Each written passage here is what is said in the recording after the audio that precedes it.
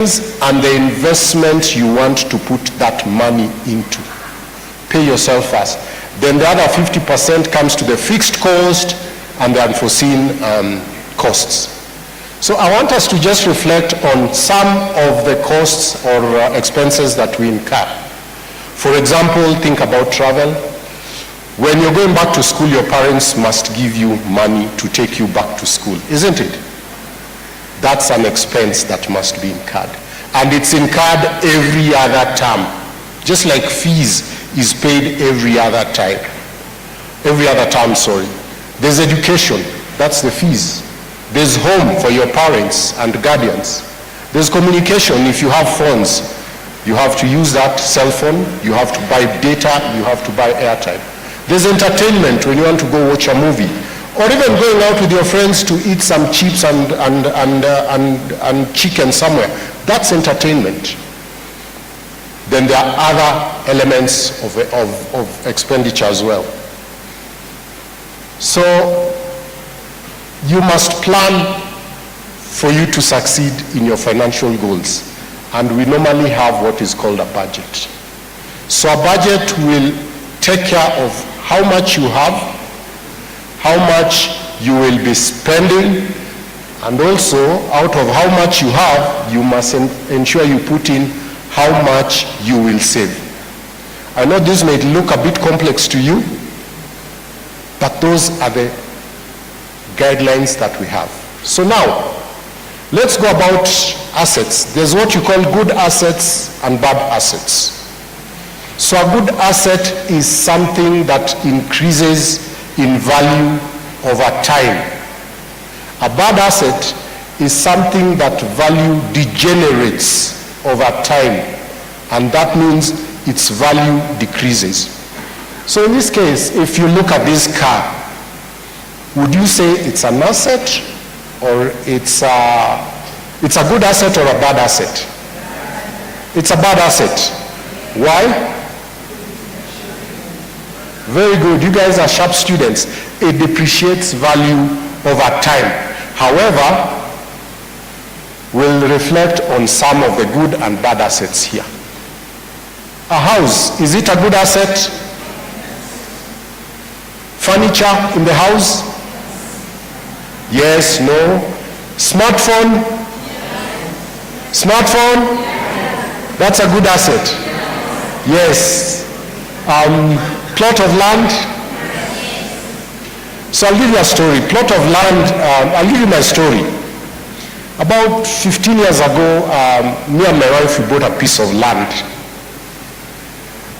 It has appreciated in value now probably twice. Say if you bought it at 200,000, now it's 600,000. But here's where the catch is. Where we bought that piece of land, and now we want to sell it, nobody wants to buy it. So for us, it was a bad investment, isn't it? You may buy that piece of land in a place that is on very high demand, therefore it becomes a good asset. Money market, these ones are investments, small investments you make. They consolidate a lot of people, they put them together, have a lot of money, put those monies in certain investments that give you returns. Is a boat a good investment? A boat is not a good investment. The other day we had floods in Nairobi, we were looking for boats. Isn't it not? It could be. Depends again, where is it you're looking at having that boat? Is it in Lake Victoria where you'll be doing fishing? You'll be using it for fishing. Is it in Mombasa or places like that? Holiday. Is a holiday an investment? Yes, no? Yes, why yes? It depends. So let me tell you this, and for you as students, a holiday is a good investment. Why? It gives you time to recharge. It gives you time to rest. It gives you time to interact with your friends. It gives you time to get to learn about other things that you're not learning in school. And if you use that time wisely, It's an investment for you. So that when you go back to school, if you're doing all the bad things you're doing during the holiday, you don't do them in school, you don't stress your teachers. So it's a good investment. Unit trust is like money markets. We talked about a car. Is education a good investment? Remember, we said one of the things you must do to become a proper global citizen is to invest in your education. Education in your life, you will have to learn and relearn, because technology is always changing. Many years ago, when I was already an adult, this gadget was not there. I could not do a presentation like this here, where my laptop is across the other side, I'm in here and I'm doing a presentation. Now I can. I had to learn how to use this gadget. It's the same thing with you guys. You must continue to learn. It's a process. It never ends. At my age, I'm still continuously learning. Now, let me tell you guys one thing. There's what we call future-ready skills. They will impact all of us in this room, from yourselves as students to your teachers to your parents and guardians. And let me tell you again, for the students seated here, you'll probably be doing courses that are still not being done in this world. There are new jobs that 65% of the jobs you will be doing are still not available now. 5, 6, 7 years later, there will be jobs you will be doing that are still not available. That's why education, learning, relearning, and learning is a critical component of one, being a student with the ultimate goal of being a global citizen. Global citizen means you can work in Nairobi, you can work in Kerugoya, you can work in Durban, you can work in Acapulco, Mexico, any part of the world, and still remain relevant. Now, as my colleague Elsie had said, this tool, let's interact with it. It will make you think through how you want to run your life. Now, having said that, we talked about your current lifestyle. For you as students, your phone, Wi-Fi, data, you pay for that. Time for fun, time for your hobbies, and other social engagements. So now that we are done with the component of live and enjoy, I want to take you through the third piece of the wealth framework.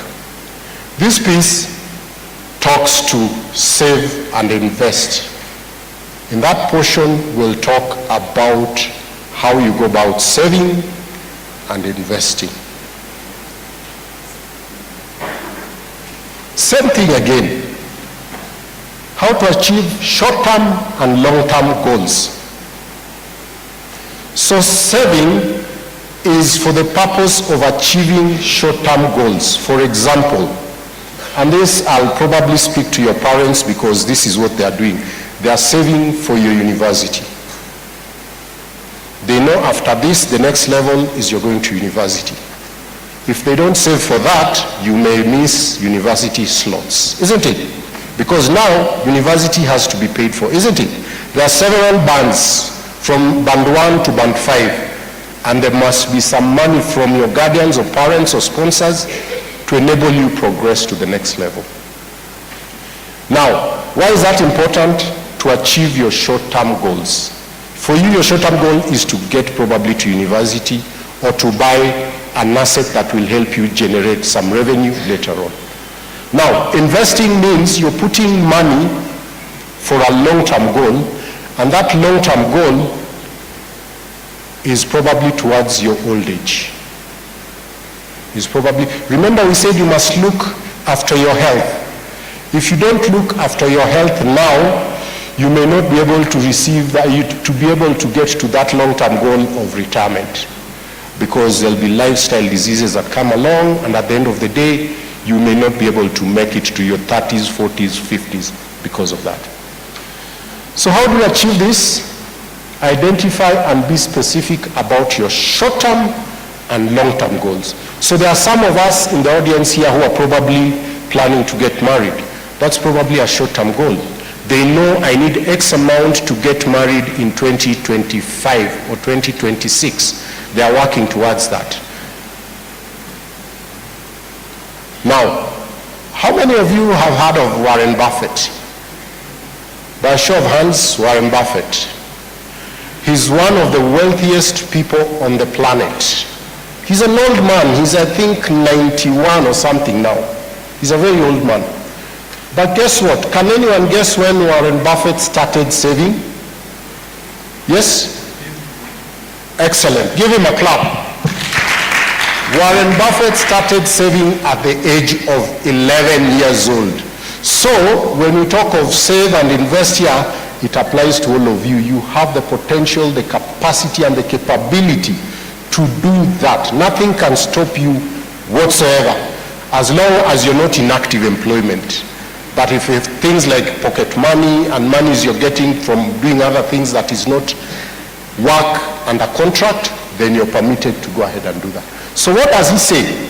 He says, do not save what is left after spending, but spend what is left after saving. And that's why the government also takes theirs immediately when you're paid. And then you're left with the rest. So even you, being like the government, take your saving first and then spend the rest. It's not easy, but it requires a lot of discipline. Discipline is a key word in this. So how do you get to spend and save? You have to have SMART goals. You must have targets that are specific. For example, I'm saving for my marriage or for my wedding. Very specific. It's measurable. How much of that do you want to save? 1 million. I don't know how much weddings cost nowadays, but I know they can go to as high as probably 20, 30 million, as low as 500,000. Just depends on your budget. It must be measurable. And this speaks to all of us if you have to save smartly.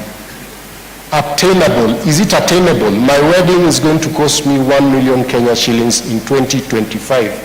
So it's specific. It's a wedding. It's measurable in terms of I want to have my wedding of 1 million. Is it attainable within that duration of time?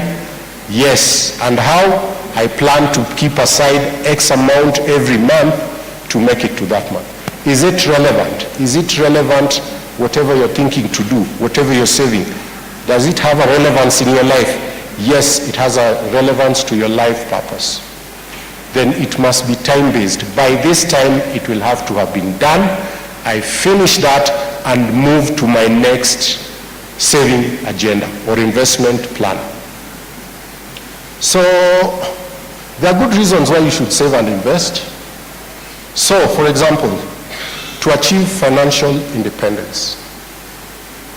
That means you can set a retirement age.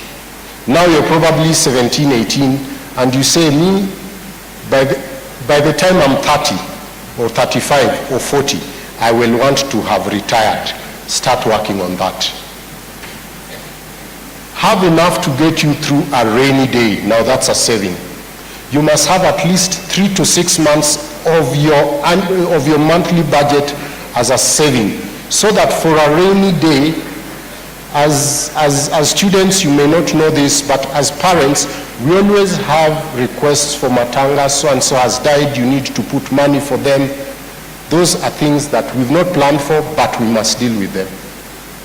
And then have enough money for school fees. I'll tell you guys as a parent, the most depressing thing that can happen to any parent, and parents are in this room and they'll bear me witness, is your children not being able to go to school because you are not in a position to provide that school fees.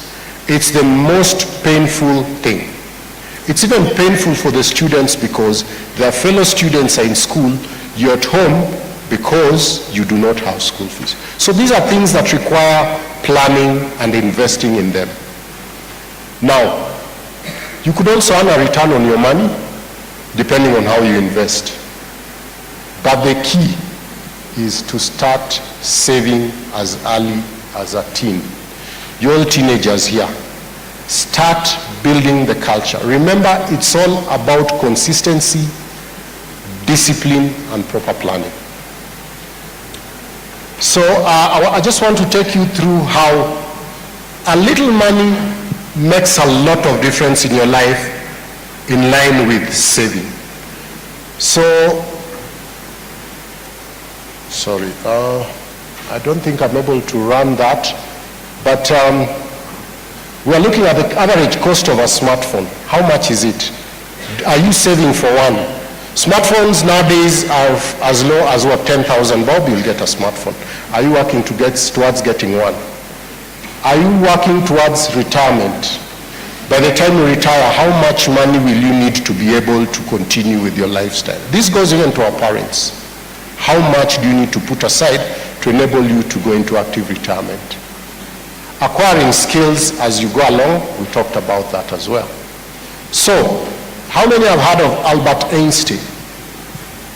You all guys in engineering and all, yes, I think you have, yes. So what did he say? He said that the compound interest is the eighth wonder of the world. Those who understand it, earns it.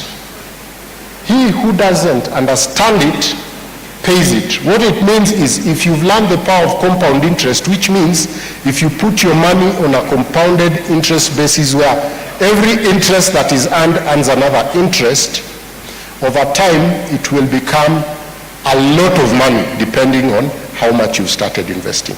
So the element here is time. With time, you will make the money.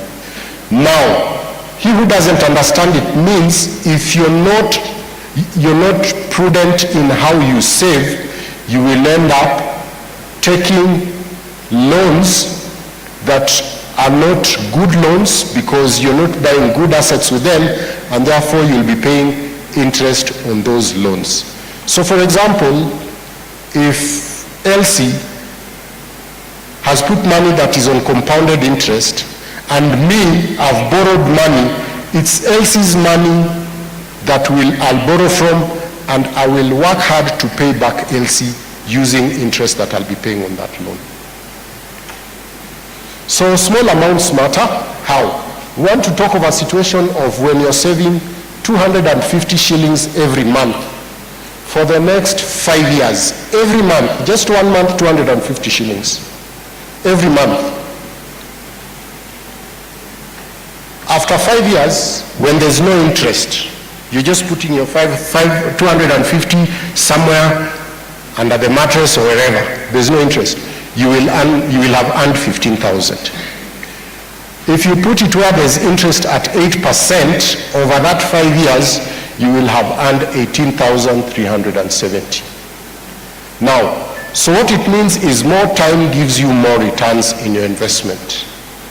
So, if you stop investing after 5 years and let that money grow at 8% for 20 years, what you will get is 60,750. If you stop everything after 5 years, you've saved for 5 years, and then you say, now I'm not saving anymore. After 20 years, you'll get 60,750. Now, if you decide that you will continue to invest 250 after the 5th year, every month at 8% for 20 years, that is how much you will have saved. That is your investment. So you can imagine this has moved from 15,000 to 147,000 by simply observing certain laws of interest. Now, this is a complex graph. I'll not go into detail, but what it tells you is that consistency pays. Consistency and time. So the graph, where you see the first the first oval, the blue one, that's during the Great Depression. So people during the Great Depression sold off all their assets, but you can see the curve keeps going up, isn't it? Then we came through the period where there was the downfall of the Wall Street, around 1982. Again, there was a drop, but the guys who remained consistent again continued to earn. And then we got the US subprime in 2008, again the same thing. So you'll realize that even in Kenya, in Johannesburg, at the time of COVID, the graph went down. You can see where the graph is at its lowest. But those who never removed the investments, after a couple of months, from March to December, they were again able to get more profits. So if you sold whatever investment you had at that point, you lost. So investing is a very emotional thing. How many of you play Aviator? How many? Yeah, clearly some guys play Aviator here. It takes you through an emotional roller coaster, right? You think you're going to win, you're going to win, before you know it, boom, you've lost. That is the cycle of emotions. So there's optimism where you think, yes, I will get something. You get excited when you're seeing the number rising, isn't it? I'm getting more money. Then you're thrilled when you're seeing now the numbers are even getting better. Then you take the risk. You either sell or you say, since it's going up, I'm not selling. Guess what happens? It starts to drop a bit, you get anxious, isn't it? And then you start not believing that I should have bought out at the point it was at its best. Then fear, depression, it gets into panic, and then the whole roller coaster starts again. That's how you balance fear and greed when you're investing. That's the emotional roller coaster that you go through. So at this point, I would want to ask you to think about it. Just reflect. What are your long-term goals? How comfortable are you with your discipline to save towards goals? Remember, I said discipline, time is important. How committed are you? And then the third one, do you have enough funds available for an emergency, 3 to 6 months? So at this point, I will call my colleague again, Elsie, to take you through the fourth quadrant of share and legacy. Thank you very much, Elsie.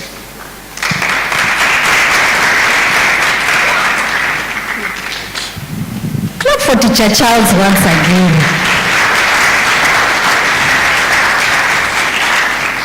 So, after every double lesson, there is a sport quiz, yeah? Isn't it? Surprise quiz. Sikuna kwanga na surprise quiz. Do you know when Teacher Charles was taking us through those two quadrants, I realized we've actually tackled a majority of the subjects that you do in school. Haya, nani amesikia maths mahali na naona maths? Hands up. We've seen maths, isn't it? Yes. Mathematics, yeah? Compound interest. Did you see that? Did you see business education? Yes. Where did you see business education? Yeah? Assets. And what else? National income. In taxation. Fantastic. Where else? Investments. Did you see it in budgeting? Did we? Haya, tuendelee. Chemistry. Where did you see chemistry? Yeah? Chemical reaction. When emotions come into play, yeah? There's a reaction, isn't it? And then finally, did you see biology? Did you? Where did you see biology? Health. And sticking to your lane, knowing yourself. Are you an athlete? And how does it work for you in terms of earning an income? So I beg for us to stop there, because the next quadrant is around your teachers, your parents, and your guardians. So tukutane tu pale nje ya gate, pale nje, nyuma ya tent rather, yeah?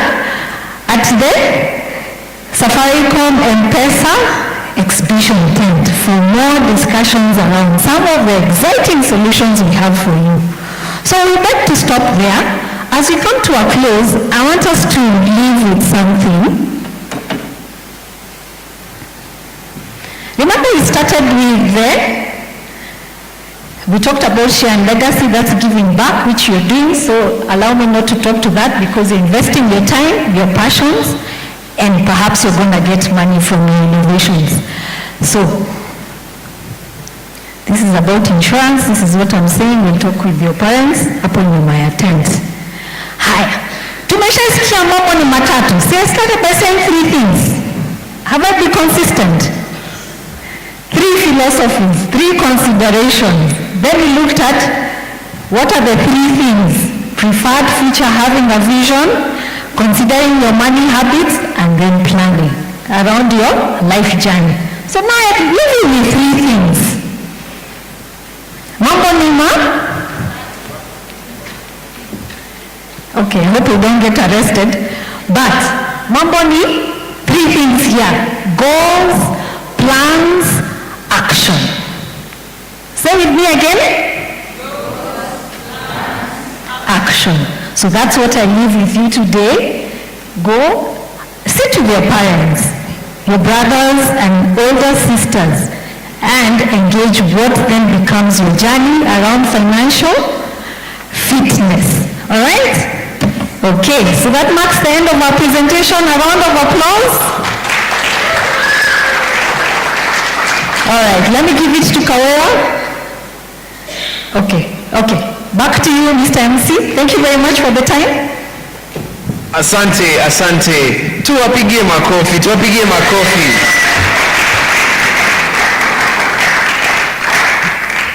Now, do we understand the aspect of money? Do we understand the aspect of money? I feel like we're really asleep. Some of us are like this. Some of us are really like this. Let's stand. Let's all stand. Let's stretch. Stand, just stretch a bit. Just stretch. Bend all the way down. To the front. To the side. To the other side. All right? And then turn to your friend. Turn to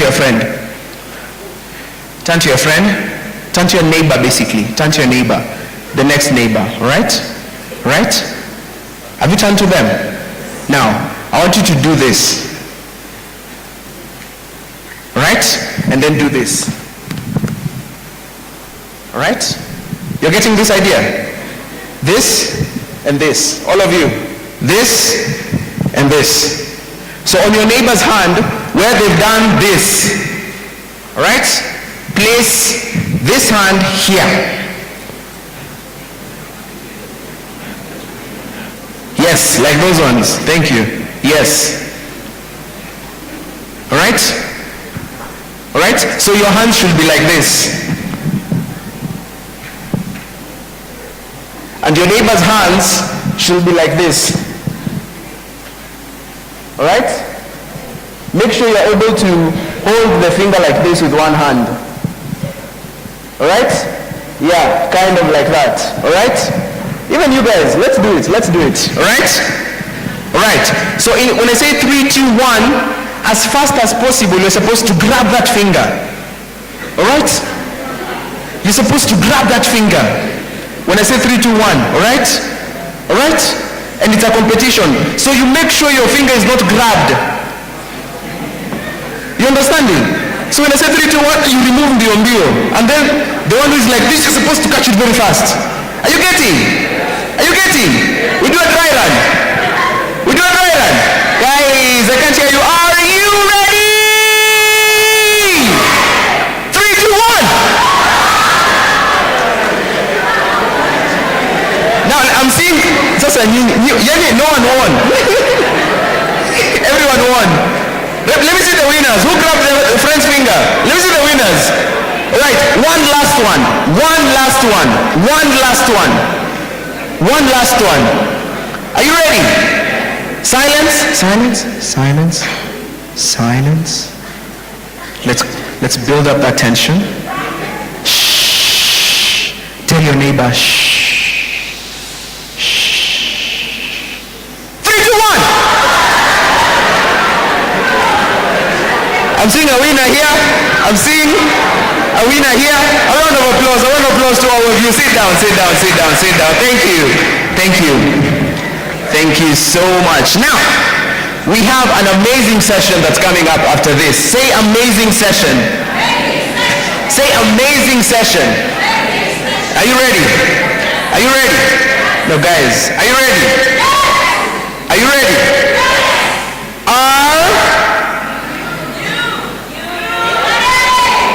Let's do it again. Let's do it one more time.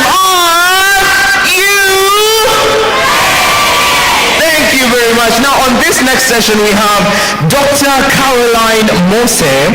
She is the Director of Programs, Mawazo Institute, part of the editorial board, a Jahazi Journal and Arts Culture. She will be talking today about why arts, right? Get this? Why arts is a necessary aspect of STEM education. Are you ready? Yes! Are you ready?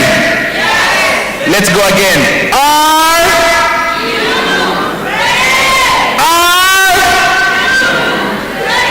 Ladies and gentlemen, Caroline Mose, a round of applause. Caroline Mose, asante sana, karibu sana.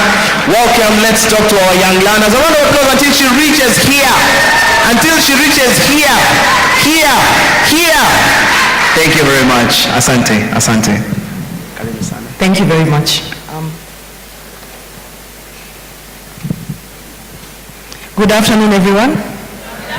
I know it's past lunchtime. You've already had an interesting discussion on money, and now here I am. I hope people are not feeling sleepy. Everyone is all right? Okay. So, we are doing it on this side, so let me come this way. Okay. So I'm here to talk to us very briefly about why arts is a necessary aspect of STEM education. But maybe the question to ask is, and I'll ask you this question, I want anyone to respond. Why do you think arts and STEM have been separated? Why do you think that people see that these things are different? Anyone?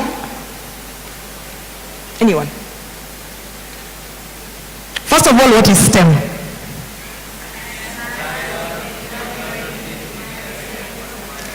Do you think people see STEM and the arts as two separate things? Yes? Why do you think that's the case? Why? Yes? I don't know. Yes, there's a mic coming around, but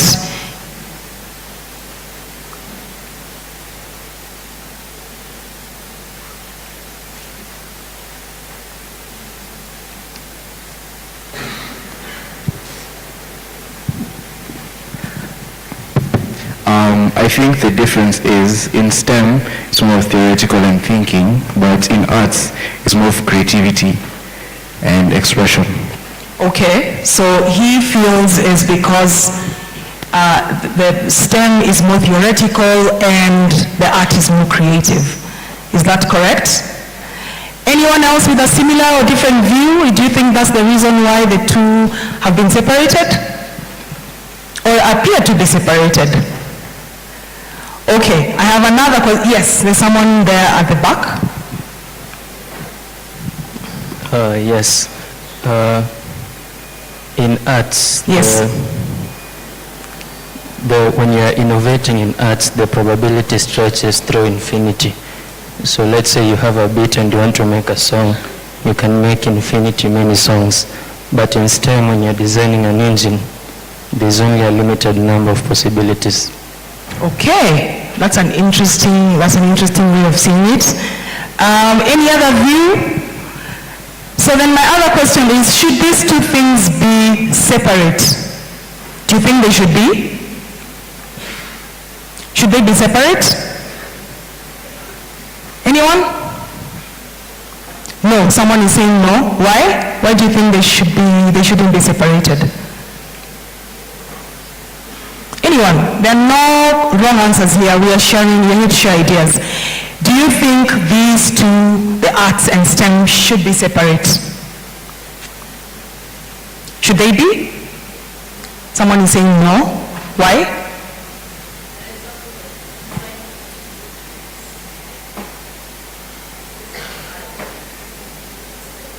Right. So we'll start from that premise, because the topic is why art is a necessary aspect of STEM education, meaning that so far, in theory, in practice, that these two things have always been seen as different. You've got STEM, which appears a little bit more serious. These are the sciences, mathematics, etc. But I want us to start. I don't have the thingy. Do I need to have it? Here, okay.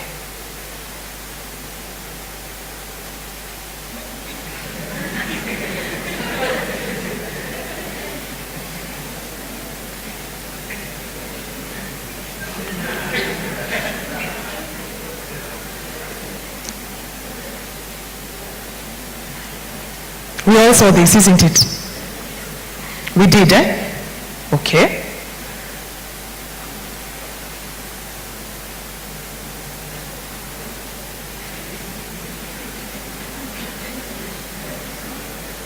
Okay. I wanted to open with that, and I'll come back to that, and we'll all realize why we started with that one. So the question we have started is, are these two things separate? And the first thing, there's someone at the back there who was talking about music and creating beats, right? So how, and before this, the MC was asking which artists do we like. I had Eminem, I had Mashinsky, and a number of others, isn't it? So how, when you're listening to music, how do you listen to music? This is not a trick question. How do we listen to music? Someone is shaking their head. That's how you listen to music, isn't it? It's not a trick question. You shake your head, and then why? Why? The flow. What do you call it in physics? What do you call it? Waves, sound waves. And why do you shake your head like that? There's a reason why in physics. It's called resonance. Do we remember? For those who've reached that class. Why? What is resonance? You're resonating with what? With the beat, isn't it? And so, in its essence, music, is music STEM or art? Some people are saying art. What is music? It's art. But music is also science. Why? Because we understand music. When we listen to music, we feel it. But we feel it because it comes to us like this through sound waves. And sound waves have different frequencies, isn't it? Where do you learn about music frequencies or sound frequencies? In physics. But you're learning about what? Music, isn't it? And music is what? Art. So, again the question, should these two things have been separated? No. Okay. And so these are sound frequencies. You start from the audible range, you come all the way to ultrasound. What do we use ultrasound for? These are all sound waves or light waves. What do we use ultrasound for? to hear things that we cannot see, isn't it? For example, if someone wants to see your heart, they do an ultrasound to see how your heart is beating. If someone is expecting a baby, they go and do an ultrasound to see, is the baby alive? Is the baby deformed? Or is the baby forming well? You can't see the baby with your eyes, but you can use what? Ultrasound. And then of course we've got the microwaves. I mean, we all know what those are, right? But they exist. We don't see them, but they exist. But how do we feel them? Even when you go to do an ultrasound, for those people who've accompanied someone who is going to do an ultrasound with a baby, you hear the heartbeat, and it comes at you with a certain frequency. And of course down here we have acoustic frequencies as well. Now, those are human brain waves. So your brain and your body as it exists in what? What are you made of? Biology? What are you made of?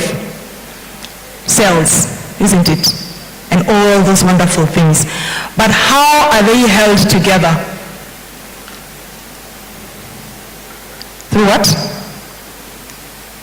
When you're sitting there and you are whole like that, what's holding you together? And can something blow you apart? And what would that something that would blow you apart from the way you're seated nicely, your head and your legs like that? What would blow you apart?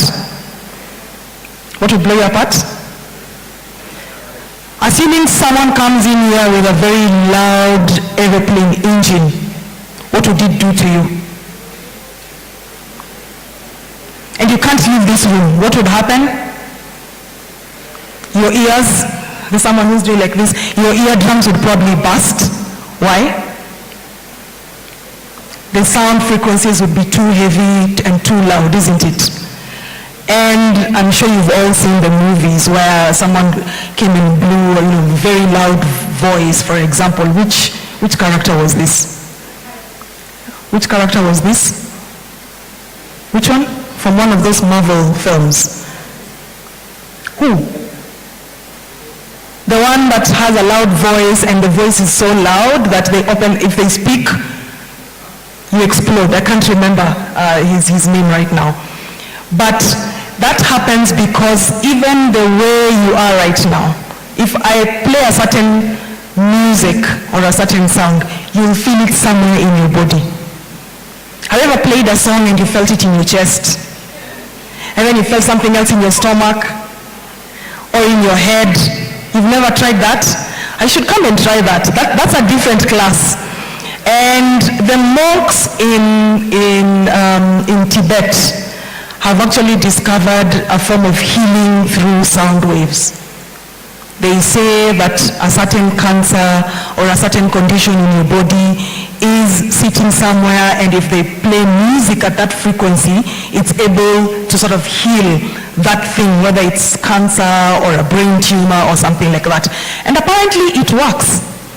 You've seen all these people doing all these pilgrimages to Tibet and those other places, and then when they come back they're better and everyone is there. And no, this is not a script from Dr. Strange. No. This is real. This is like it happens. But that's because we all exist within the realm of sciences, that is STEM, and the arts, right? And so you can see from there, you've got the gamma waves, you've got, when you're concentrating on something in an exam or something like that, you're in a beta state. And when you're completely deep asleep, it's called delta. That's how your brain also exists within those waves. But again, I said, that's a different class. For here we are asking ourselves, is art necessary, or why is it important for STEM education? Now, the person who spoke before me asked if we know Albert Einstein. And one of the things he said is the greatest scientists are artists as well. And from history, where, even how many have heard of Plato and Aristotle? I mean, we've heard about them everywhere. If you've read about them, everyone quotes them. They laid the foundations for much of modern physics and mathematics, as well as the more artistic fields like law, ethics. Even our constitution is in many ways built from the things they used to theorize about. Who was talking and saying that STEM is more theory and the arts are more practical.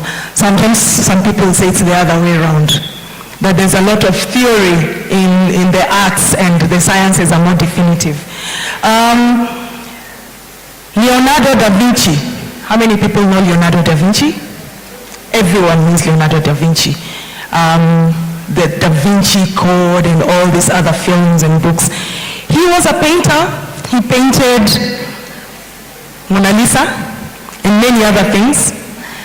And he was also a sculptor, and he was an engineer and an inventor, anatomist and a writer. He did a lot of things. So you can see, even back then, people did not confine themselves to, am I in STEM or am I in the arts? It was, what can I do? And you just do it. Same thing with Michelangelo. Are we familiar with this painting? What is it called? What's the name of this painting? And where is it found? Where is it found? Where is it found? Yes? Where? Where exactly? This is found in the Sistine Chapel. I think the Sistine Chapel is in Italy, or something like that. It's called the creation of Adam. So this is supposed to be God, and that's supposed to be the act of creating Adam. And of course those are the angels and cherubs and all. Of course this was the perception of Michelangelo. He painted other things as well. He was a painter, a sculptor, a poet, and also an engineer and an architect. Okay? So he did all these things. Okay. Now, let's go to why is it important to think about the arts as part of how we understand how we understand sciences. Gaming, how many people are gamers here? Let's see the gamers. Oh, nice. Which one? What's your favorite? FIFA. Anyone else? Yes? Yes? And? What's that? Call of Duty. Oh yeah. Yes? Fortnite. All right. So I can see you have gamers here. When you think of gaming, it's very heavy on the use of tech, obviously, isn't it? Like the consoles themselves, the programs, and all those things, all the beautiful things. But what is a game without the story? And where do you get the story from? Where do you get the graphics from? Where do you get them from? So the people who enjoy games, I've seen people are like, no, I cannot do a PS3, the graphics, they're horrible, we are upgrading to PS4s and 5s. For those ones who can afford them, isn't it? Why? The graphics. What about the graphics? What about the graphics? Anyone? Where are the gamers? Yes, anyone? Yes, I can see, yes.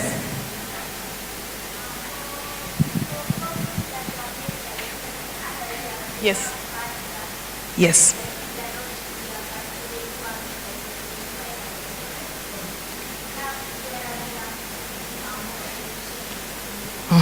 So it's about the experience, isn't it? It feels more modern, it feels newer, it feels crisp. And what is that experience? What is that experience? Remember what you're talking about. When you see clear images, they are sharp images. It's about the art, isn't it? Things have to look good, isn't it? So So where do you separate between the two? And I've even seen a project in the display in the exhibition hall where now in education there are efforts to use gaming technologies and gaming techniques to help to teach things like mathematics, for example. And it's really working. There's some people, of course I don't know about CBC, and I know a number of you have escaped CBC. I don't know if you feel relieved about that or not, but there are some countries that are now using gaming as part of the school curriculum, and it's really helping people, especially young people who are on the spectrum, right? Either they've got some bit of autism or ADHD and all of those other things. But that part is now becoming a part of education. Okay? Yes, and character development. And I say this, not the one you're thinking, not that character development. We're talking about developing characters for stories. Film, TV, and theater. Special effects, these are all what? They feel like they are STEM, isn't it? Some tech going on there and all that. Are they also art? Yeah, art. Okay.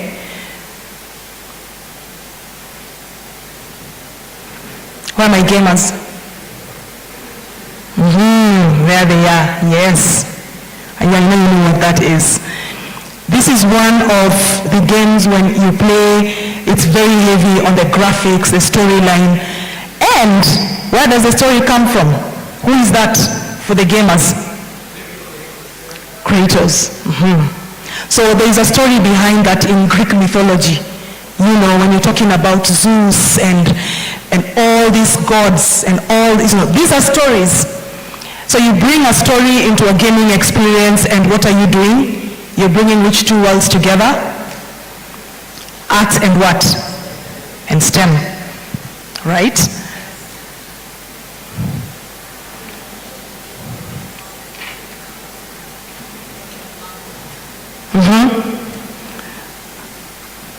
This is from the MCU. I mean, they're all there. Now, when you think about these films, you've watched this, how many have watched at least one of these? At least one. At least one, wonderful.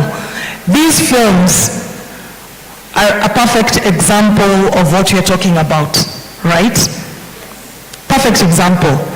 Are they important in your education? Why?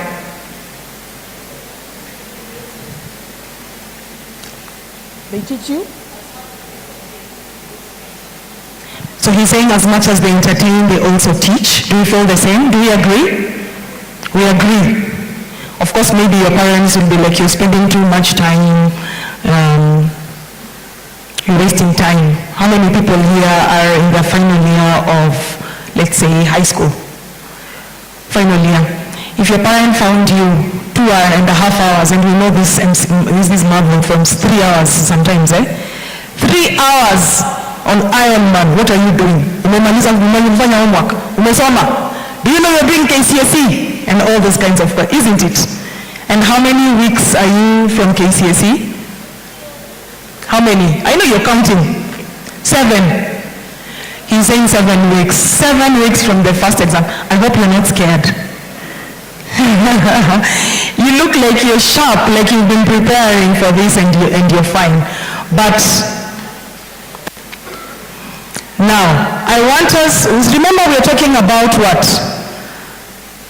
We're talking about how, I'll take you back.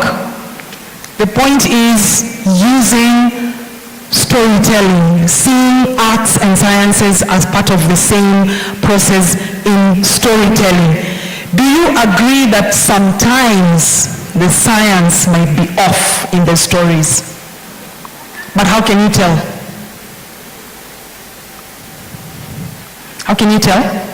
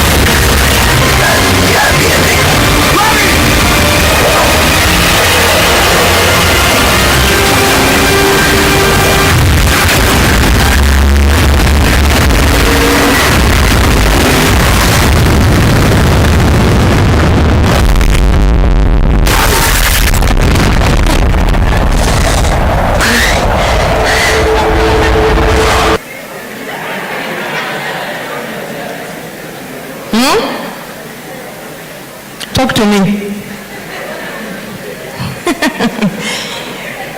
Talk to me. Which film series is this? Fast and Furious, absolutely. Now, talk to me. What's the science there? What's the science? Inertia. Okay, he's talking about inertia. Inertia, what else have you seen there?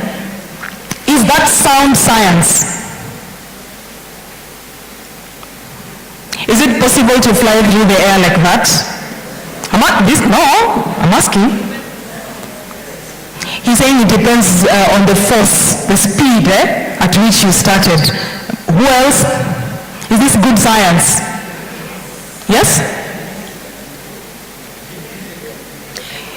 He's saying Vin Diesel can do it, but no one else can do it.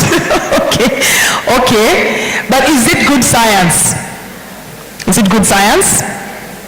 Is it believable? It's not believable. It's not believable. Is it good though? What makes it good? How can it be good and not believable? Science should be believable. Okay, let's try something else. Sorry. Let's try something else.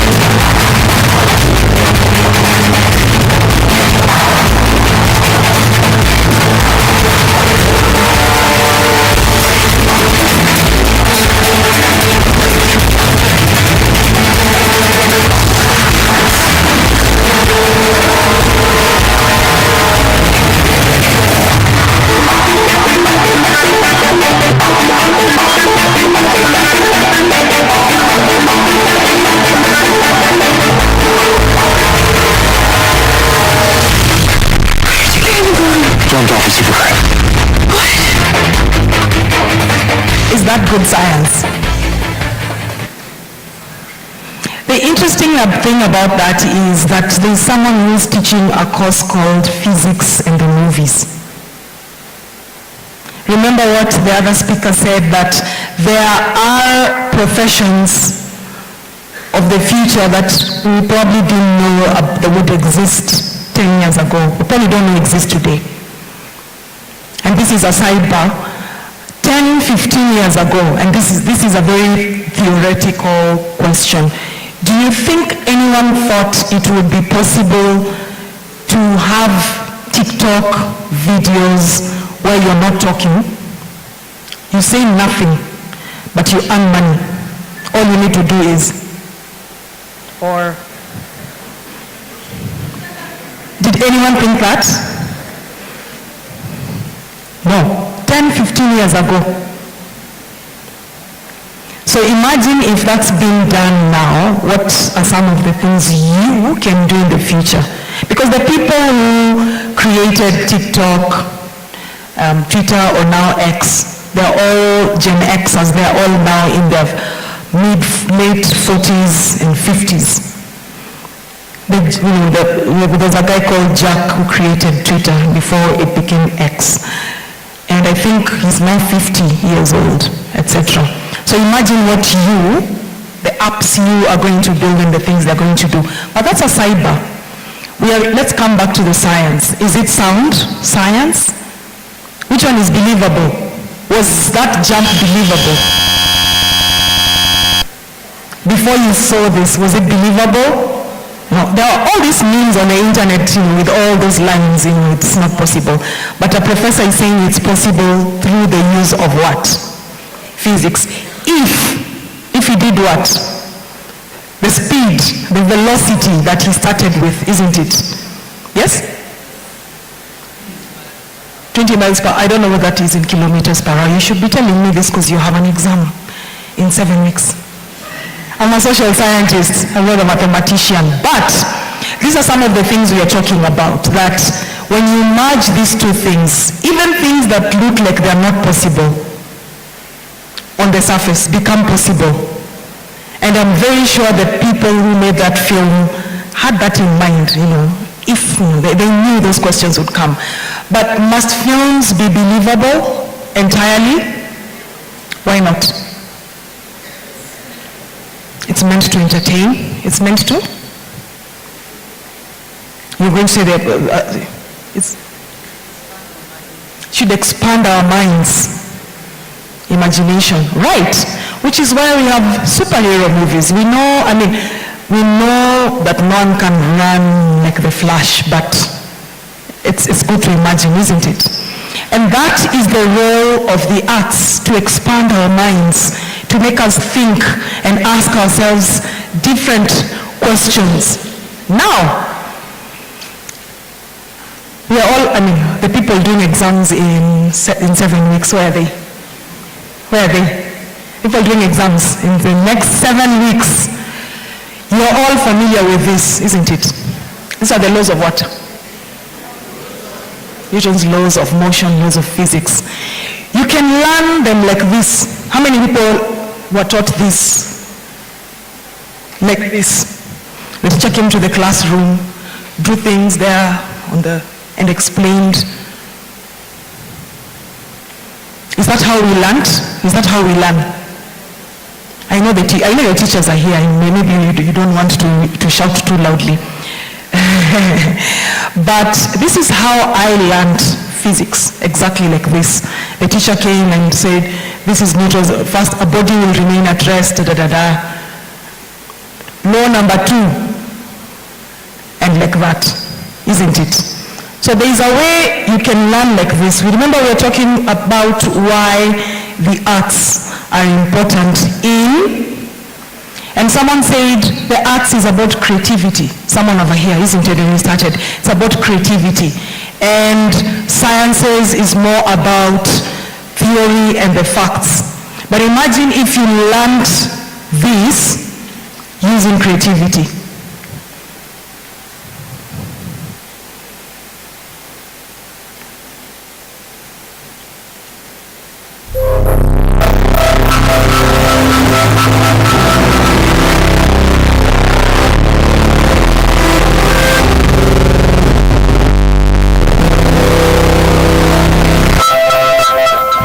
Notice that it's harder to start pedaling your bicycle than it is to ride it at constant speed?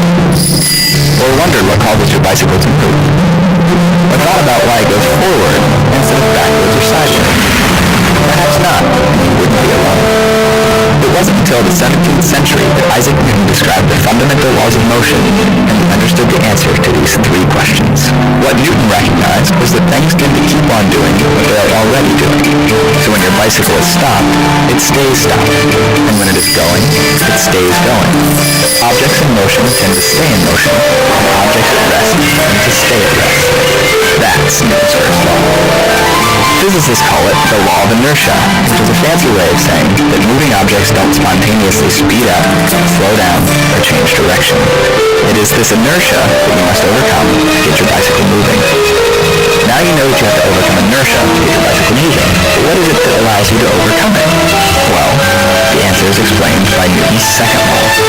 In mathematical terms, Newton's second law says that force is the product of mass and acceleration.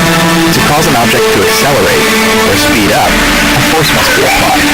The more force you apply, the quicker you accelerate. And the more mass your bicycle has, and the more mass you have too, the more force you have to use to accelerate at the same rate. This is why it would be really difficult to pedal a 10,000-pound bicycle. And it is this force, which is applied by your legs pushing down on the pedals, that allows you to overcome Newton's law of inertia. The harder you push down on the pedals, the bigger the force, and the quicker you accelerate. Now on to the final question. When you do get your bike moving, why does it go forward? generate an equal and opposite reaction. To understand this, think about what happens when you drop a bouncy ball. As the bouncy ball hits the floor, it causes a downward force on the floor. This is the action. The floor reacts by pushing on the ball with the same force but in the opposite direction, upward, causing it to bounce back up to you. Together, the floor and the ball form what's called the action-reaction pair. When it comes to your bicycle, it is a little more complicated. As your bicycle wheels spin clockwise, the parts of each tire touching the ground push backwards against the earth. The actions. The ground pushes forward with the same force against each of your tires. The reactions. Since you have two bicycle tires, each one forms an action-reaction pair with the ground. And since the earth is really big compared to your bicycle, it barely moves from the force caused by your bicycle tires pushing backwards. But you are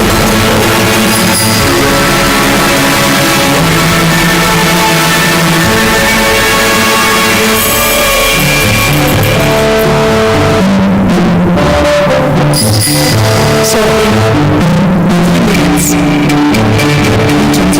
it's now realize what we started of Charlene in Mombasa. Someone should, inertia and all those things, isn't it?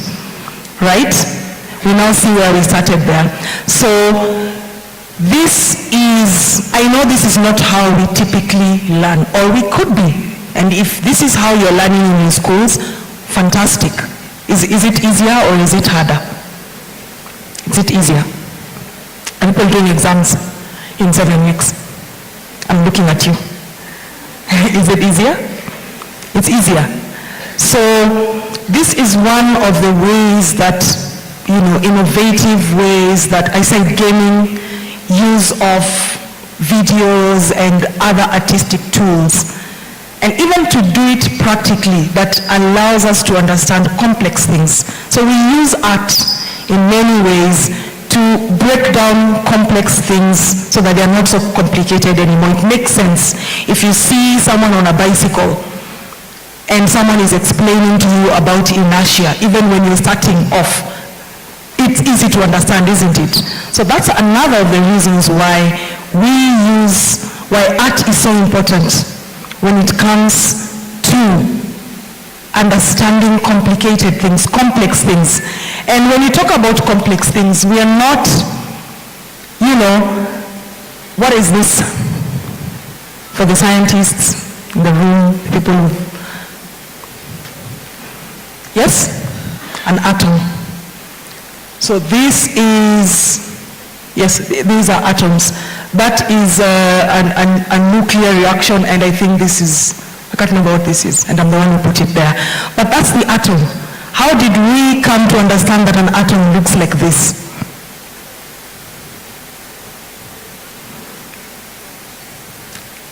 Because someone drew it in terms of how it's supposed to be moving and how it generates energy, isn't it? This allows us to understand what that looks like, right? If we talk about very few of us have been to space, if at all. And we do have a space agency, we have a Kenya Space Agency. You are aware of that, yes? So, we have a space agency, and I think there's a time when we were launching a rocket from somewhere, and Kenya was involved. Are you aware? Sometime this year. You're aware? Yes. So, we are there. Maybe not there like NASA, but we are trying. The people who have been to space have not really been very far. How far have human beings gone into space? How far have people gone? Human beings. Where? Where? You said something. You people don't know. How far have human beings gone into space physically? To the moon. When was the last trip to the moon? When was the last trip to the moon? Sometime in the 1970s, if I'm not wrong. Now, we're in 2024. The other day, Elon Musk and some billionaires went just beyond the atmosphere and then they came back. So very few people alive have been to space. But we've sent probes out there. What was the last one that was sent out? Sometime in the last year or something like that. Which one? The James Webb Telescope. Have you seen the photographs that have come from that telescope? They're amazing. Now, in the 70s, we sent, and when I say we, I mean mankind, not Kenyans. Mankind sent a small telescope into space, not a telescope, what do you call it, into space, a probe, a space probe. And recently, in 2023, it went beyond where Pluto should have been. How many years has that taken? This is from the 80s up to now. It took it 30 years to leave our atmosphere, go beyond the inner planets, that of course is now Earth, and then beyond the Kuiper Belt, Mars, Jupiter, all the way. It's taken it so long to go outside observable space. Now the interesting thing with space is, what is the percentage of space that we know of? What is the percentage of space we have explored? I think it's about 3 or 5%. And the rest that's out there is what? They call it dark matter and dark energy. No one knows. It's like the ocean. What percentage of the oceans have we explored as humanity? That is your assignment for when you leave it, just for your own curiosity. There is things in the ocean that we don't know exist. New species that people are discovering. But how do we, when you're thinking of things like space, for example, so for example, on that side, these are the planets we know. What is on this side? What is that? What's that? Yes, that's the Milky Way galaxy. Where we are somewhere there. Now, how many galaxies exist in the 5% of space we have explored? How many? Or did we think it was just ours? How many? More than 100, yeah? 200 million, something like that. What is the nearest galaxy to us? The Milky Way galaxy. Yes, Andromeda galaxy. So there are many. But how do we know about them? How do we even know what they look like? Through what? Through artistic expression. It's difficult to imagine what these things look like. Of course, and by artistic expression we also include photography. Because when they send these space probes out, they send them with cameras. And then they take those photos over time lapse and then they send them back to Earth, to NASA. That's how we understand what the planets look like. For the people doing exams, this might not even come for exam, but how many exoplanets do we have out there in this? How many hundreds of billion of galaxies out there? How many exoplanets do we have? What's an exoplanet? What's an exoplanet? Our space geniuses over there. What's an exoplanet? An exoplanet is a planet like Earth, where the distance between the planet and its star is not too far, not too near, it can support life. So for example, Earth is an exoplanet because the distance to the sun is bearable. If you go too close, like to Mercury or Venus, it's too hot, cannot support life.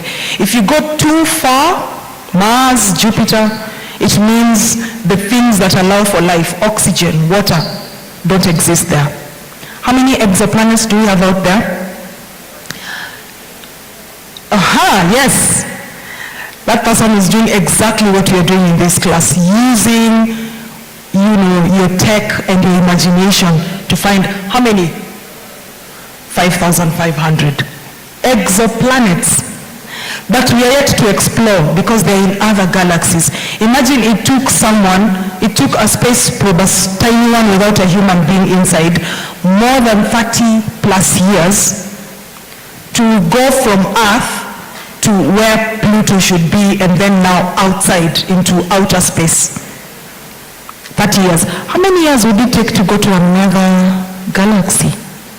Maybe through a black hole, isn't it? Time warp and all those things. That's physics, isn't it? Black holes and all these things. Physics. But they are made interesting through what? Through art, through film. Now, one of the interesting things about art is what we call imagining.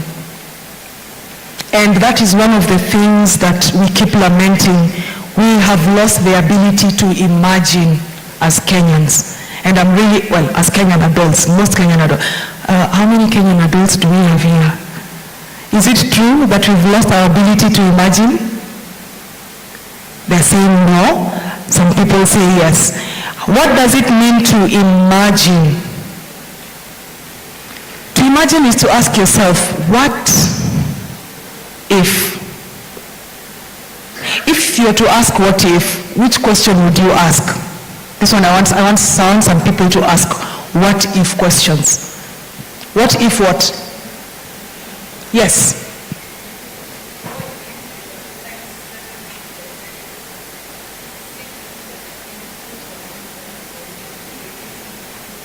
I really want you to say that out loud, please. Could we have a couple of mics? Because what if is how we begin to bring in science and art together. So he has asked a very interesting question, and I don't want to paraphrase it for him.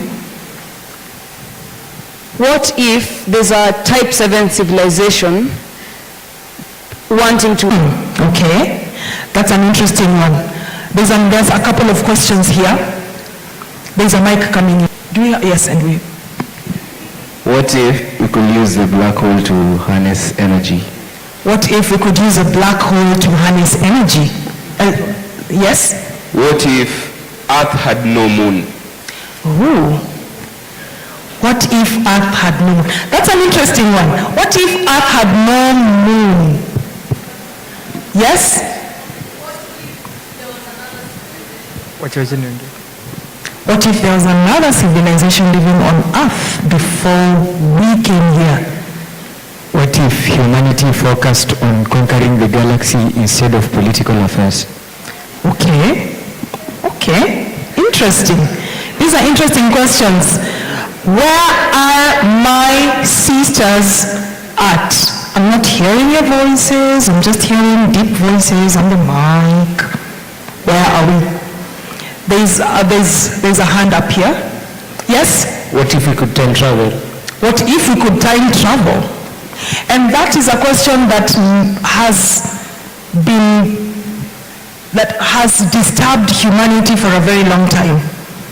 People have thought about what if we could go back in time and kill Hitler before he did when he was a baby, for example. What if we could go back in time or go forward in time? What would we see? What would we do? There's a question here. What if we could open another portal to another world to use their resources? Sorry? What if we'll open another portal to another maybe alternate Earth to use their resources? So these are the questions. Now, when we ask what if questions, we need to be also very cognizant that what if questions are supposed to give us alternate solutions and give us alternate realities. And those alternate realities can be created here. What if we were never colonized?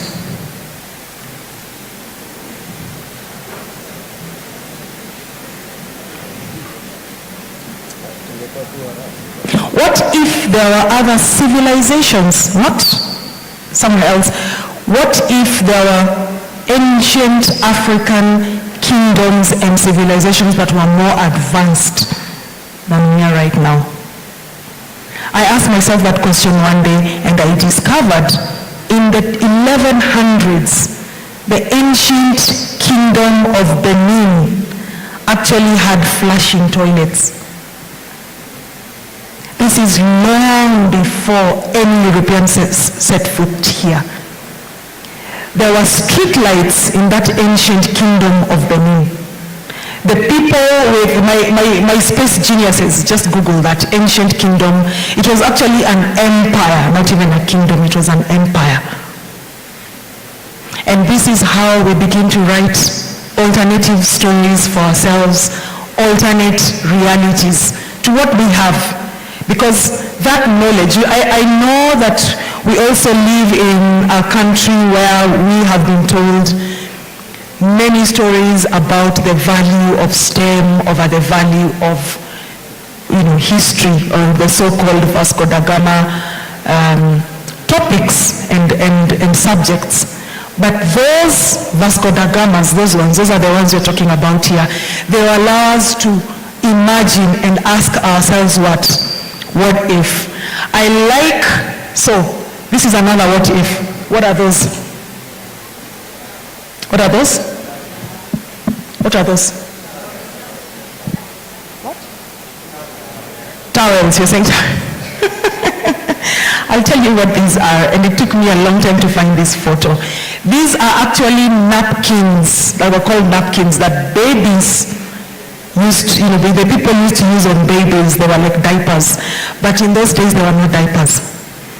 So you had to get a napkin, and then you tie it on the baby, and then you tie something like a plastic on top, and tie it with a pin. So where did diapers come from? Who invented diapers?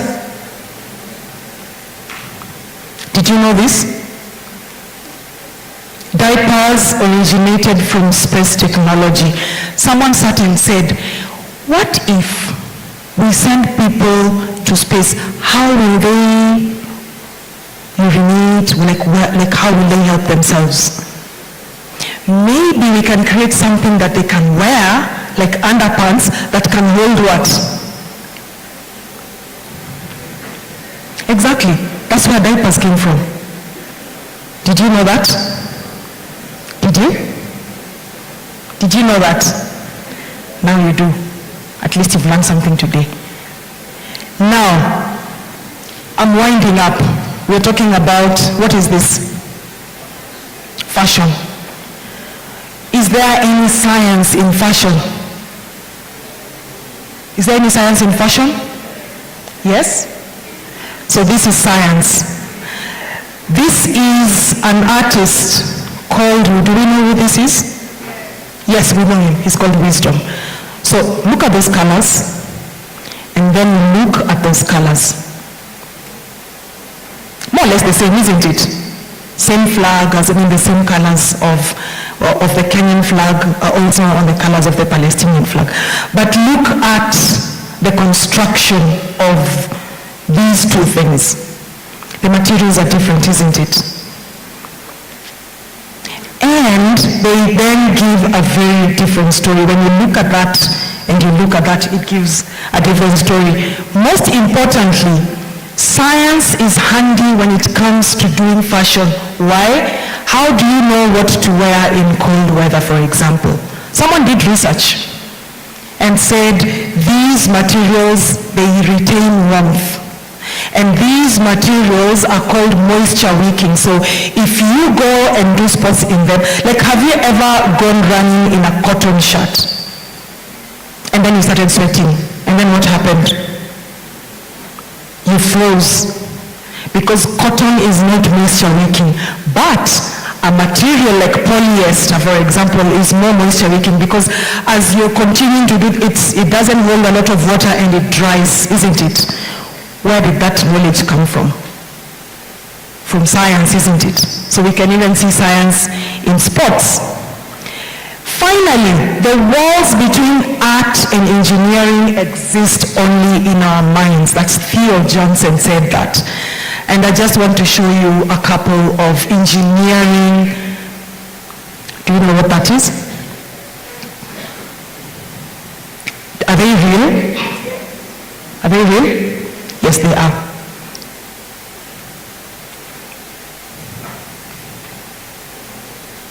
Art and engineering coming together. This one on your right is found in Senegal. It's called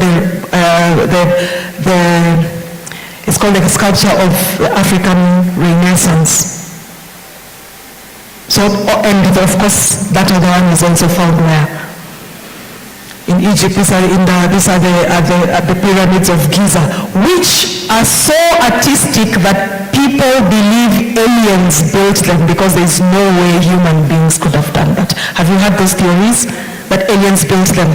So this is an engineering and artistic marvel. Finally, before I became he's looking at me like, is that your finally? Yes, it is.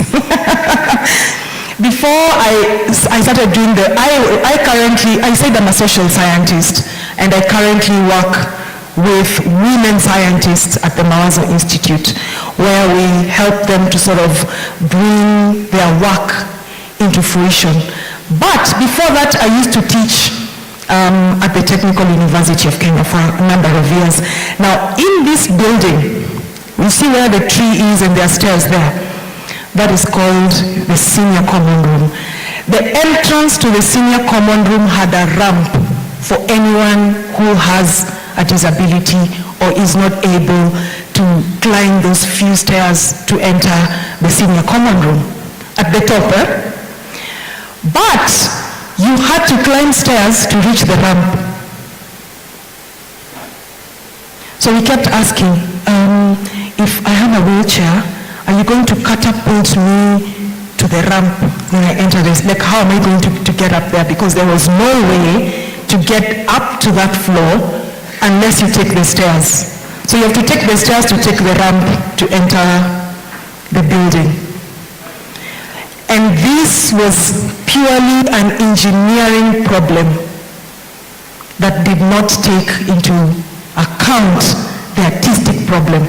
The artistic problem is who is going to use this building? Human beings. Which ones? Have you gone to a place and you say, where are the toilets? There are the toilets. Where are the toilets for women to change the babies? They don't exist because they have to look different. They have to have a table where you do what? You place the baby if you have to change the baby. They don't exist. Purely, and there's nothing, there's a toilet, isn't it? But who is using the toilet? Who is using our roads? Who is using our buildings? So the reason and art is not just about music and painting and all those things.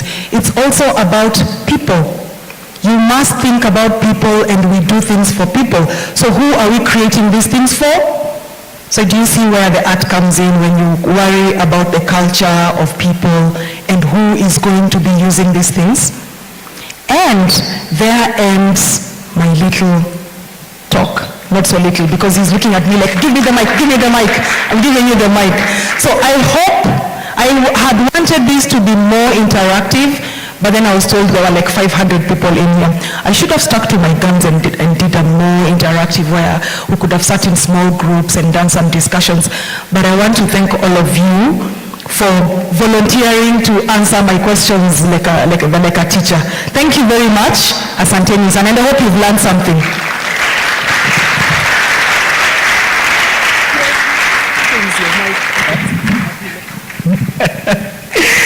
Another beautiful and amazing round of applause for Dr.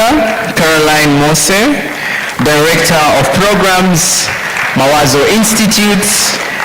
Today she was speaking about why arts is a necessary aspect of STEM education. Have you managed to see that? Have you seen that aspect? Today you've seen even Marvel movies. Today you've seen creative and amazing stuff, right? Have you seen, let me just get one person, just tell me how arts are related to STEM education. Just one person, just one person, just one person. Just one person. What you've learned from that presentation and how you've understood how art is related to STEM. Yeah. I'm Griffin also of Miranda High School. So I've understood that when you have STEM, you do innovation and you do it in an artistic way, then you have solved humanity's problem. But when you have pure STEM, then it does not stand on its own, like the toilets for changing the baby diapers. Round of applause for that, round of applause for that. I think there's, yeah, just one more person, a girl, yeah. Okay, I'm Karo Shalim, and I've understood that art gives your idea a face. So it basically gives the scientific ideas that are present a face. It makes it real. It gives it that vigor and practicality. Yeah, thank you. Round of applause for her, round of applause. All right, let's wake up again, all right? Let's come back, let's come back.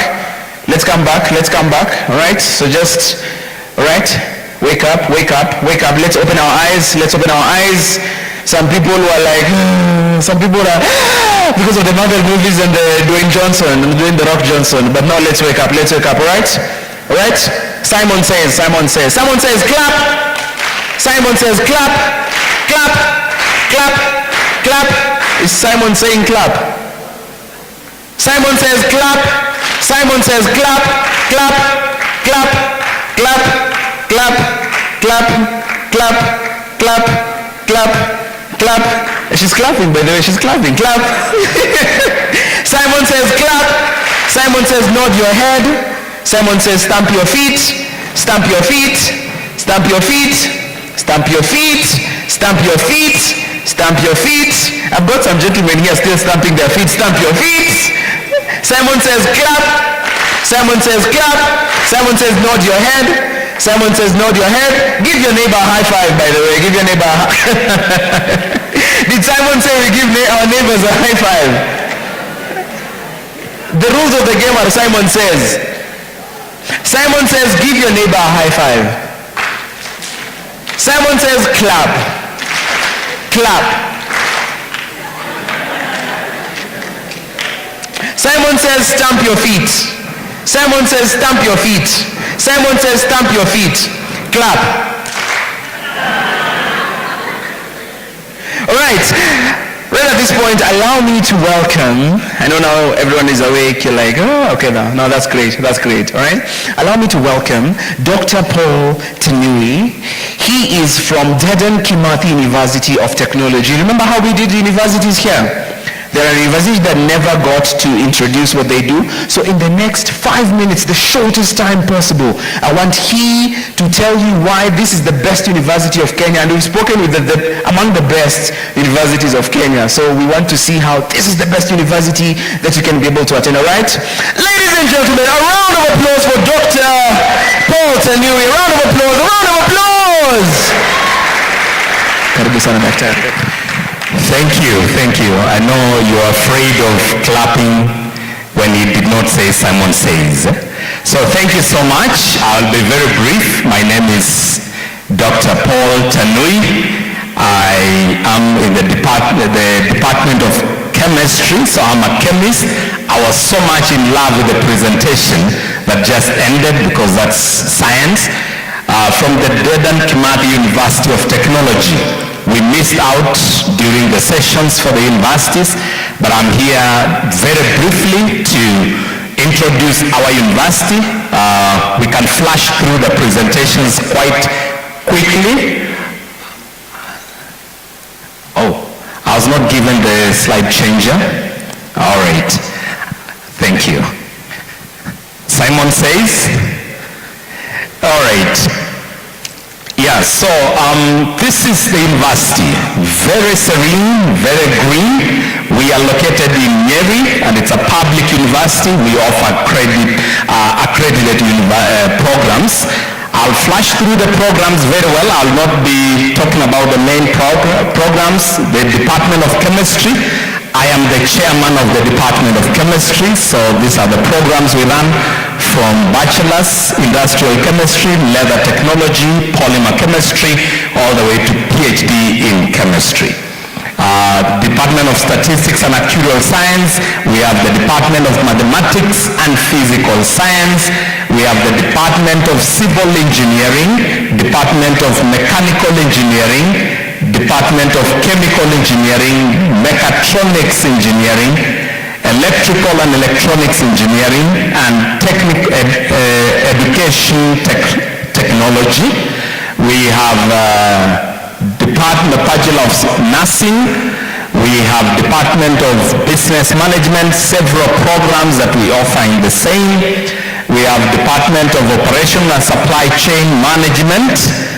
We have Department of Computer Science, Department of Information Technology. We have Geothermal Energy Training and Research Institute, a very special one there. We have Institute of Tourism and Hospitality Management. They offer all those programs you see there. Institute of Food, Bioresources Technology. We offer also courses from bachelor's all the way to PhD.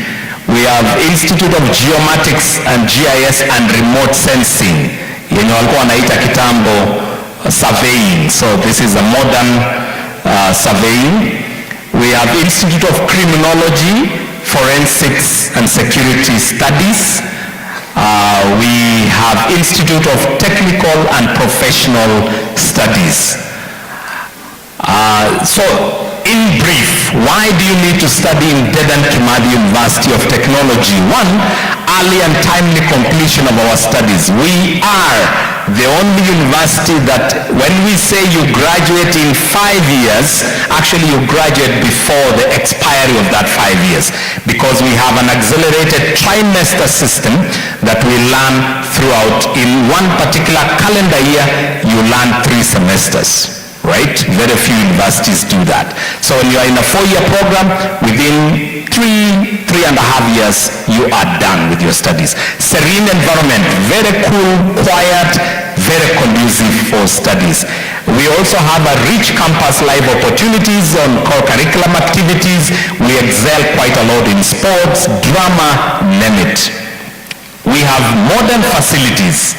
If I had time, I would flash through the equipment that we have, modern technology, state-of-the-art engineering equipment, the MES, the MES system, labs, and so forth. Student support services, you know that we have the funding opportunities, financial opportunities, where if you are from a challenged background, you can be given scholarships for the same. That's the aerial view for our main campus. That's where we have the library, we have lecture rooms, conference facilities, and the administration block. This is the School of Engineering, very modern. We have lots of equipment there, especially for the engineering programs. This is our Freedom Hall, a very huge hall that all our graduations and public events are conducted there. It sits over 3,000 people capacity. These are few equipment, mechatronics, so those who are engineering minded, we have the best in the country and maybe probably even in the continent. Mechanical labs, we have them. Chemistry labs, that's where I am. And we are also the only university with a conservancy within the university. So you get to tour and see wild animals within the university. We are also the only university that has, public university that has a funded program by government, Science and Technology Park. And we have 3 thematic areas. We have agri-tech, we have design manufacturing, and we have ICT. These are ongoing, and if you join us, you'll get to enjoy these facilities. Of course, student game life, we are not dormant, we are very active in the same, and you can be part of this process. This is our DECUT team. We also carry a very important program where we call it a Climb to Educate. This is the top of Mount Kenya. So we are not too far away from there. So every year, twice a year, we take our students to the mountain, and I was part of this team that made it all the way to the top of the mountain. If you can conquer the mountain, hata masomo unaweza kukonga. This is the student hostels around, very nice, modern, adequate, and thank you so much. I take this time to welcome you to the University of Technology. That's Dedan Kimathi University of Technology. Karibu sana to the finalists.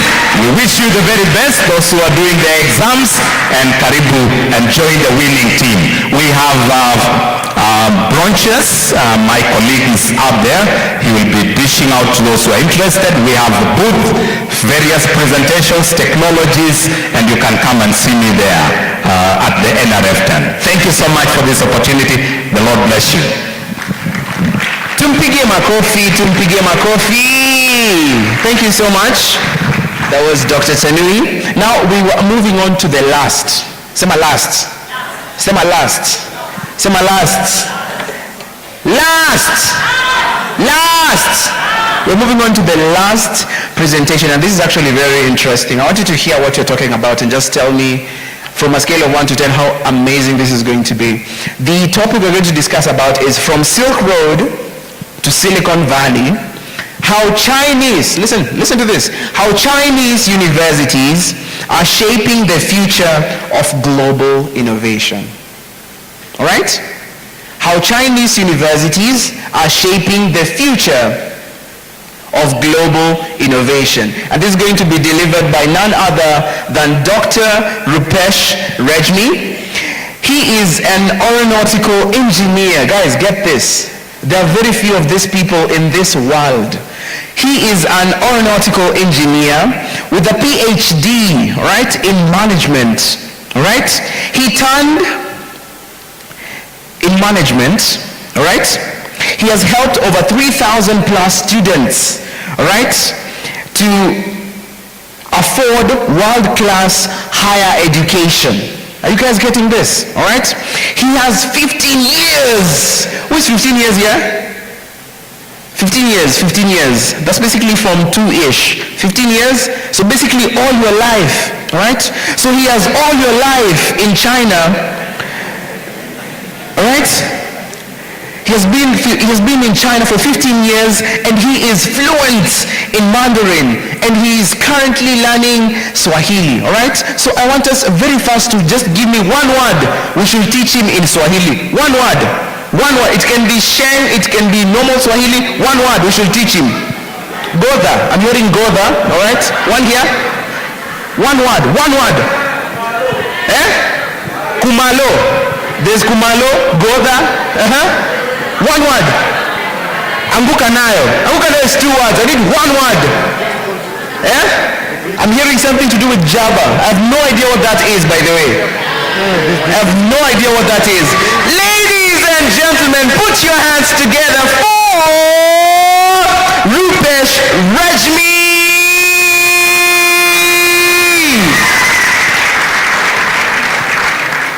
Until he reaches here, until he reaches here, until he reaches here. Nyajeni Wasei. Rara. Okay, that is something I learned today. I had to write it down here just so that I don't forget. Okay, now I know every one of you is tired, hungry, and whatnot. So I will try to be short. This is a very important presentation, so let's start, okay? So, hold on. Now, firstly, a little bit about my background. Like, our friend has already told that for 15 years I lived in China, all right? It's crazy to think. So 2006, I got 3 offers from US, I told earlier, but my parents, my mom is a teacher, and my father was I lost him, but he was a government worker, so they couldn't afford to send me to the US. However, I'm very hungry. I want to learn a lot. So where is the best and affordable place for me? I found out China. And after graduation in 2011, I got a full scholarship, Erasmus Mundus scholarship, to study in Europe. However, I found Europe a little bit stagnant for a South Asian, for someone who was in China. So I decided to return back to China, and I got a job at the very university where I was studying. You know, this university's annual revenue is $1 billion with a capital B. Okay, so I was able to secure some grants and funding for our students to go and explore further. By 2020, I would have helped already 3,000 students towards affordable higher education access. Remember, affordable. And right now, I'm here.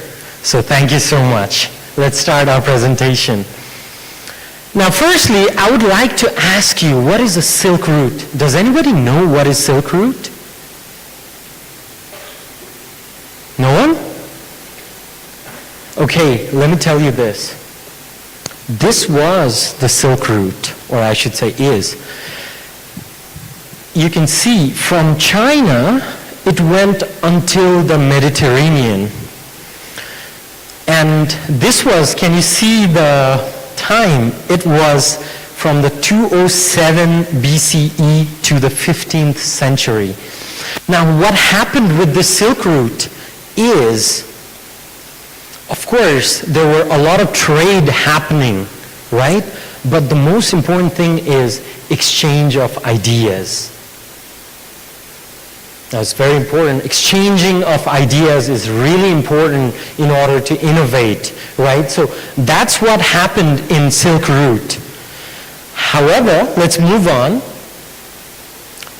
So with the Silk Route, China's modern role of innovation, it laid the foundation since thousands of years ago.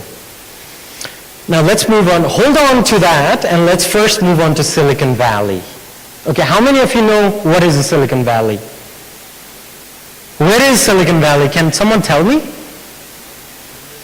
Yes, it's in the US, right? So this is Silicon Valley. From San Francisco to San Jose. So this 100 miles, 100 kilometers of this strip also laid the foundation of what is Silicon Valley. You know, there was a lot of ideas exchanged between San Jose and San Francisco, and that's how we know Silicon Valley now. That laid the foundation. Remember, it was built on exponential ideas. Now, this question is for you. Which innovation from Silicon Valley has impacted your life the most? Anyone? Apple, okay. iPhone is from Silicon Valley, right? Anything else? You are using it right now. Can you tell me?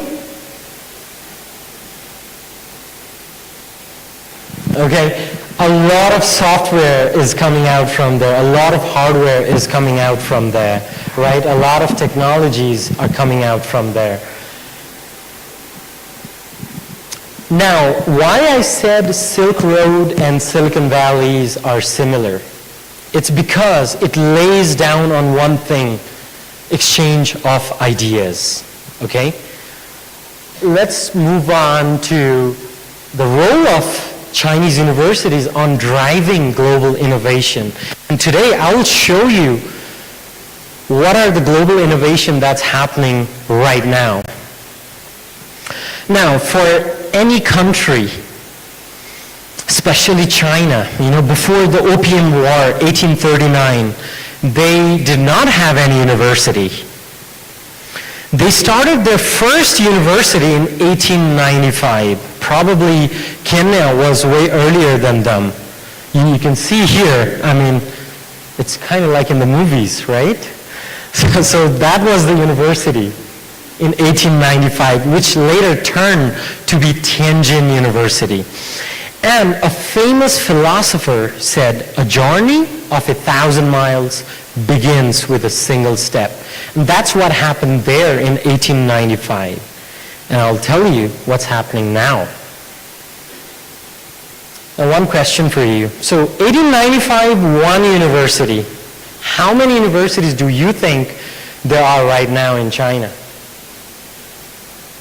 Any guess? Just any guess randomly. Oh, you're right. Okay, so currently there are 2,900 universities. Did you chat GPT that? Okay, there are 2,900 universities and colleges.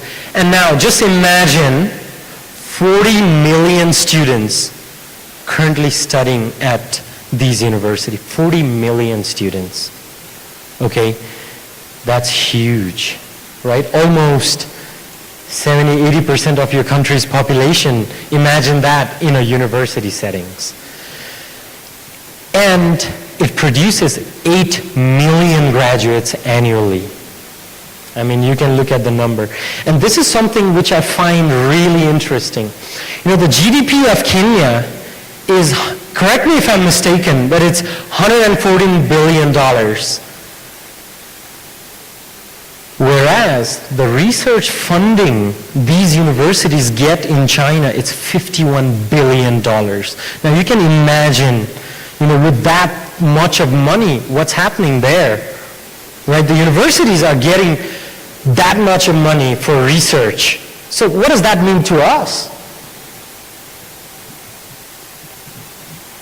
Before I get to that, with such innovation happening and with so much funding coming, a lot of international students, international scholars are going there to understand what's happening there. And that's how the Chinese universities are coming into the world ranking. The top 10 universities in China are ranked in these indicators by, I'm not sure, I think this is a THE World University Ranking, THE indicator. So as you can see, Tsinghua University, it's number 1 in the world for engineering. Okay? Yeah, maybe you can go to Harvard, but can you afford it? That's the question. Everybody wants to have an iPhone, but can you afford it? That's the question. If you cannot afford it, that means you'll give up your dream on a smartphone? No. Right? So you can see some of the universities ranking. Peking University, for chemistry, it's world's top 10th university. You can see University of Science and Technology for physics, it's ranked as world's number 9. That is one of the things that's happening in China. The universities are going, the international ranking so high, are getting to that spot.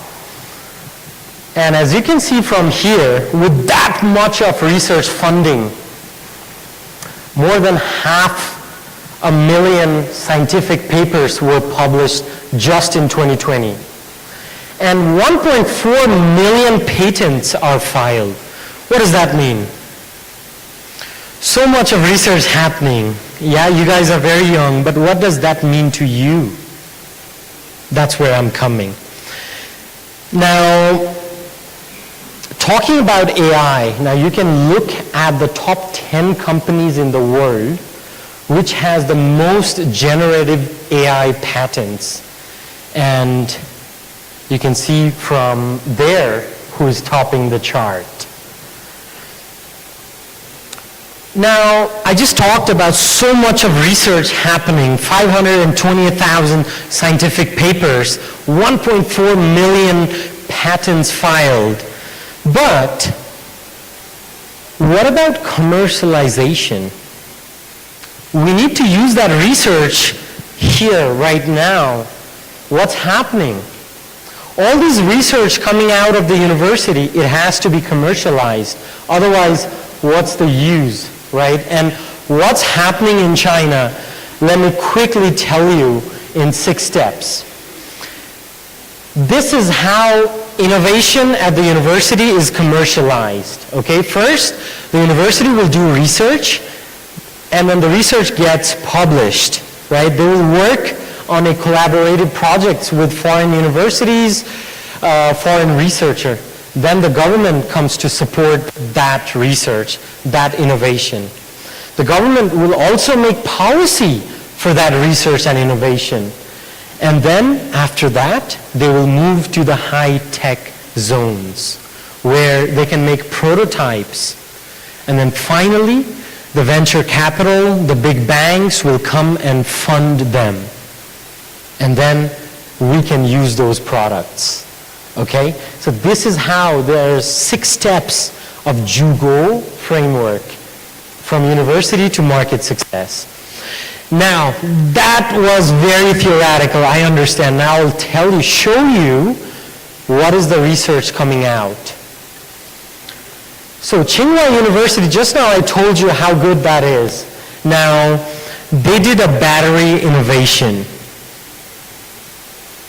This car, NIO, it can run 1,050 kilometers.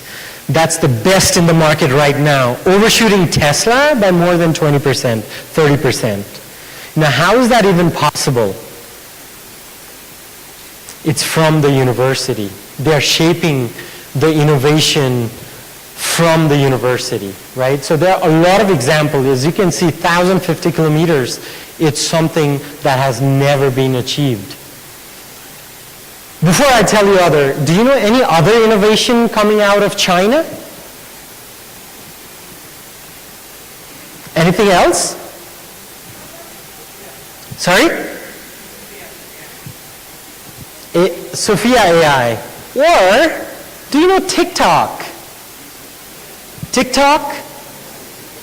Right? Where do you think that is coming from? Right? Okay, everybody has TikTok? Oh, that's crazy. Okay. Another thing, when I went to China, you see on the right, your left, you see that was the map of China, the high-speed map of China in 2008, high-speed train network. Now look at it now. I can fly from my city, which is Nanjing, to Beijing. If I take a plane, it will take me 2 hours. If I take a train, how long will it take me? If I fly, it will take me 2 hours. How long if I take a train? I can't hear you. It will take me 3 hours. Only downtown to downtown.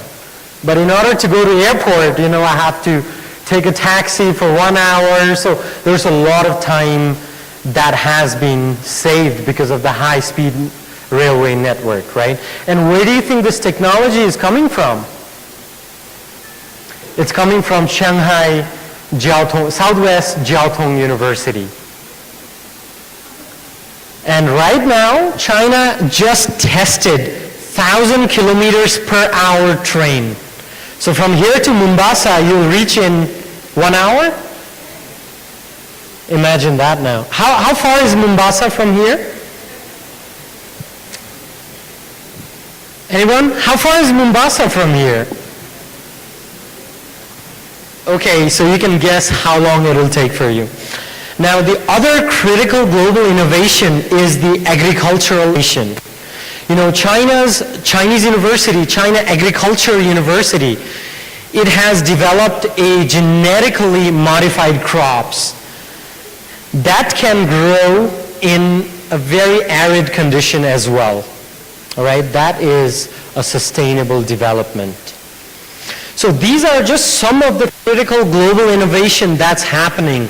I can tell you a lot, but I know you are tired, right? So I will stop my case about the innovation here. But how we Kenyans, how can we leverage so much of happening in China? How can we leverage that? That's why I'm here, to tell you how we can leverage the technology that's happening there to foster your own community. And I will also be talking about, and the Western countries were doing that for 400 years, how China reduced poverty 70% of its poverty in 40 years. How did they do it? Don't you think that we need to know? Right?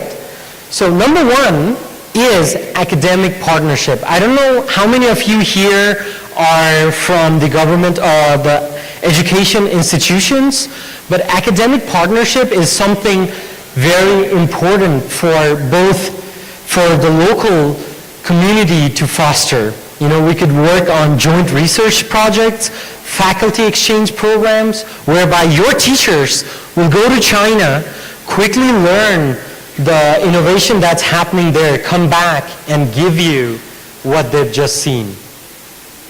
So academic partnerships are very important in order to foster the research locally. Another is pursuing, like I think a lot of students are here, so pursuing higher education in China. I studied there. Of course, everything is taught in English. Do not think that it's taught in Chinese, okay? Chinese will just be a second language. So it's taught in English. And the average tuition fee is only $2,500 or even less than that. It's almost comparable to your country. And my suggestion to all of you is if you are going to China, only go to the top 100 university. Do not go to, maybe you would get scholarship to go to a university and you will think that it's really good, but if you end up in a small village, small town, that is not good for you. You need to be in the, if you're going to China, you need to be in the most advanced place in the world. Okay? So, and another thing I'll tell you is making meaningful connection and networking. You know, I'm a startup founder. You know who was my first ever investor? He invested $100,000 to my company. And you know who is that? He's a friend I met in 2009. He's a ultra high net worth individual, Chinese friend. He trusted me. He thinks what I'm doing would actually empower a lot of youths. So that's why he just gave me $100,000. And that's what I'm talking about. You know, going there is not just about studying, you know. I see a lot of people coming, how good is our university? Yes, university is great, but university life is very important, and it's not just about academics. It's about the connection and network you make in that time, that 4 years you're going to spend, and that is going to take you places.